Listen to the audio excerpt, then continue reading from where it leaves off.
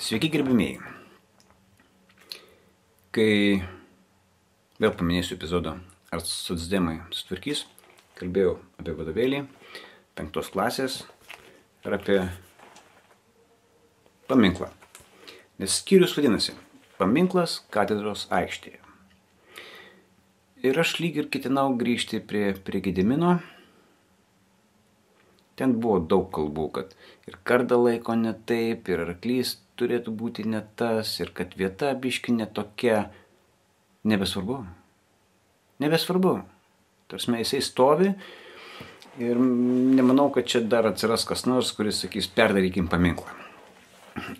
Nes aš tikrai taip nesakau. Bet kadangi skyrius vadinasi Paminklas katedros aikštėje, tai toje aikštėje paminklų buvo ir anksčiau. Pavyzdžiui, kai kurie sako, toj pačioje vietoje, kur dabar stovi Gediminas, stovėjo Jekaterina II. Netiesa, ne visai toj pačioje, bet labai arti. Labai arti. Ir jinai, jeigu stovėtų, tai jie stovėtų viens šalia kito labai netoli ir žiūrėtų viens į kitą. Tik jisai žiūrėtų iš viršaus. Tai Jekaterina perstovėjo iki Pirmo pasaulinio karo, vokiečiai jį gražiai nugriovė. Po paminklu buvo rūsys, įtariu, vis dar yra. Manau, kad žmonės žino. Bet labai netoli Jekaterinos stovėjo dar 2 paminklai. Muravjovui, Kurikui ir imperiniam poetui Puškinui. Tarp kitko žodis Puškinas lietuvių kalboje dažnai asocijuojasi su žodžiu atsilūpėlis. Ai, Puškinas, ką tu gali pasakyti? O Muravjovas yra Kurikas. Tiesą sakant, visi 3 paminklai būdavo vienai per kitaip paniekinami, nes nei lietuviai, nei lenkai gyvenantis Vilniuje tikrai nekentė nei Jekaterinos, nei Puškino, nei to trečio, kuris iš tikrųjų baisumų įsikūnijimas. Tai jos tepdavo ir kakučiais, ir taukais, apmėtydavo kiaušiniais. Tarp kitko, tvorelė aplink Jekateriną buvo padaryta tokia, kad apteptinėjo. Galima buvo tik tai kiaušiniais apmėtyti.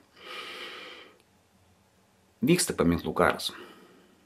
Mes niekaip nesugebam tinkamai pagerbti savo didvyrių. O Karaliaučiuje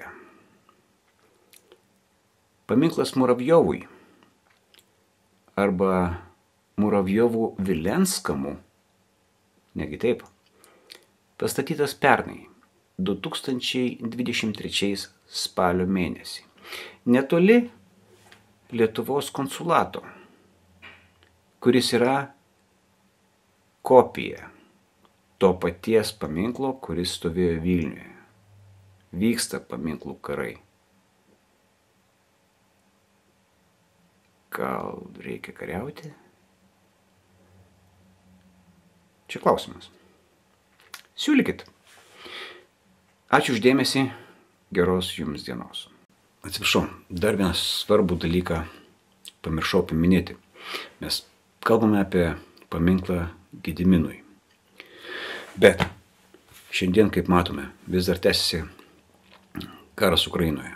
Kiekvieną pirmadienį prie paminklo Gediminui vyksta mitingai Ukrainai palaikyti.